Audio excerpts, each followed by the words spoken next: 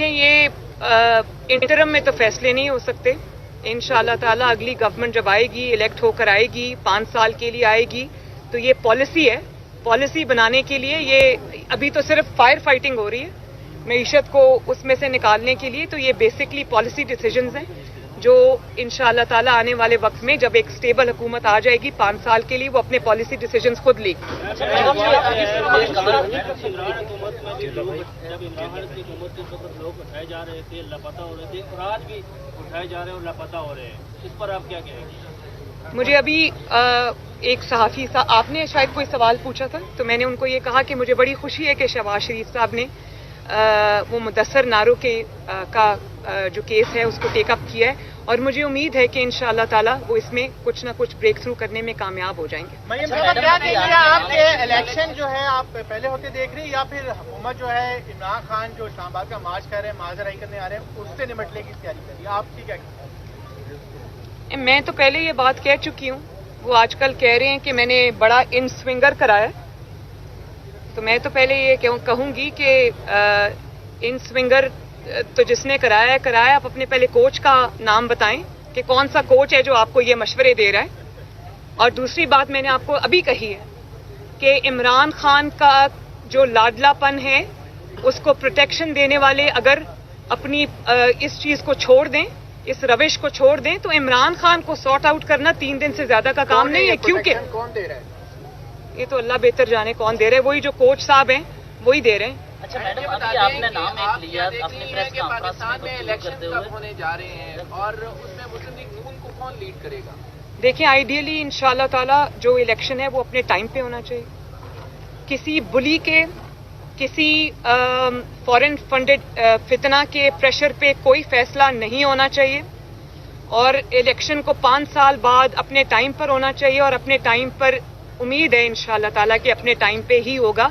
दूसरा सवाल क्या था आपका? नून लीग को कौन लीड करेगा? जब इंशाअल्लाह ताला हम इलेक्शन के करीब पहुंचे तो जो लीडरशिप है, नवाज शरीफ साहब, शहबाज शरीफ साहब, वो बैठेंगे और जमात जो है वो डिसीजन लेगी। अच्छा मैडम, अभी आपने एक नाम लिया जनरल फैज हमीद का, सवाल के जवाब में ये बताइए कि जनरल फैज हमीद के अलावा भी कोई और था किरदार?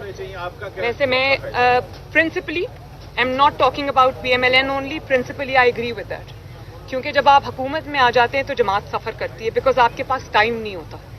तो मेरे आइडियली अगर ऐसा हो सके तो जमात का और हुकूमती ओहदा जो है वो अलग-अलग होना चाहिए, ताकि जमात भी सफर ना करे। जमात एक बहुत बड़ी रिस्पॉन्सिबिलिटी है। 4 साल PTI की हुकूमत रही और आपने शफीक तनकीद का निशाना बनाया कि कश्मीर में नादौलत को उन्होंने सौदा कर दिया, जबकि आपकी हुकूमत के आए हुए 6 महीने के ऊपर हो गए, एक दफा भी कश्मीर का जिक्र नहीं हुआ। 40 हवाले से भी इमरान खान साहब ने भी स्टेटमेंट दिया कि नून लीग आप भूल गई है कश्मीर को। नहीं, बिल्कुल नहीं भूली। नून लीग क्यों भूलेगी कश्मीर को? नवाज शरीफ साहब ने अपने 5 साल में जिस तरह कश्मीर का UN में भी खड़े होकर मुकदमा लड़ा था, वो तस्वीरें जो दिखाई थी बुरहान वानी साहब की, वो आज तक दुनिया को याद है, आज तक याद है। लेकिन ये जो कश्मीर के ऊपर सौदा कर, वो ट्रंप की पांव में बैठकर सौदा करने का जो ये करके आया था इमरान खान, ये नामोशी इसके माथे से ये कलंक हटाया नहीं जा सकता। ये दूसरों को जिम्मेदार न ठहराएं। इनका तरीका यही है कि जिस चीज से अपने हाथ रंगे हो वो दूसरों पे थोप दो।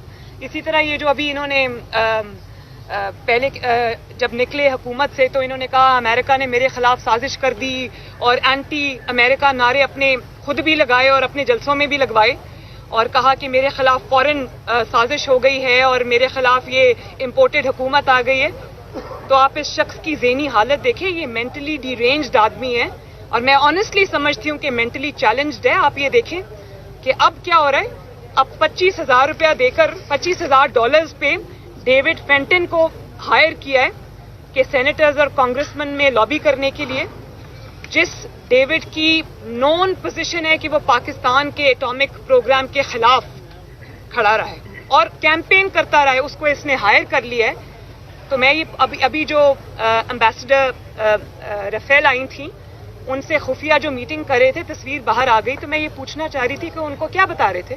उनको ये बता रहे थे कि मैंने पहले ये ड्रामा किया कि मुझे अमेरिका ने निकाल दिया और आज रेड कार्पेट बिछा के उनके इस्तकबाल हो रहे हैं। तो मैं ये समझती हूँ कि जिस शख्स की ज़हनी सेहत दुरुस्त ना हो, उसकी 3 दिन पहले की जो उसकी स्टेटमेंट है वो आज की स्टेटमेंट से ना मिलती हो, मैं उस बंदे के बारे में क्या बात करूं भाई। अच्छा मैडम, अभी आपने एक सवाल के जवाब में जनरल फैज का जिक्र किया। जी। जनरल बाजवा भी आर्मी चीफ रहे हैं, 2018 के बाद उनका कोई किरदार था या सिर्फ जनरल फैज आपका टारगेट है? मेरा टारगेट कोई भी नहीं है, मैं किसी को पर्सनली टारगेट नहीं करती। मैंने जो फैक्ट्स थे वो मैंने सिर्फ बात नहीं की, वो मैं अदालत में भी लेकर गई।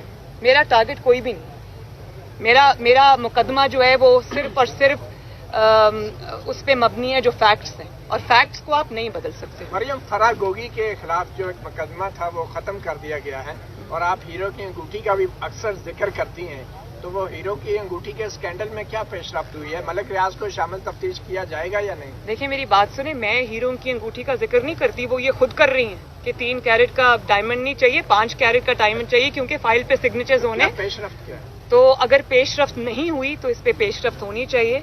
मुझे हुकूमत से इस बात का शिकवा है कि मुझे नहीं पता कि पॉलिसी क्या है, मैं पॉलिसी मेकिंग में शामिल नहीं हूं, उनकी डिसीजन मेकिंग में भी मैं शामिल नहीं हूं, मुझे नहीं पता यहां पर क्या डिस्कशंस होते हैं। लेकिन मुझे शिकवा है कि एक शख्स जिसके हाथ हर किस्म के जुर्म से रंगे हुए हैं, वो अभी तक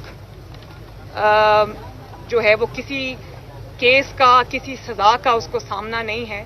तो ये पाकिस्तान के इंसाफ के ऊपर, पाकिस्तान के अदलिया के ऊपर, पाकिस्तान के सिस्टम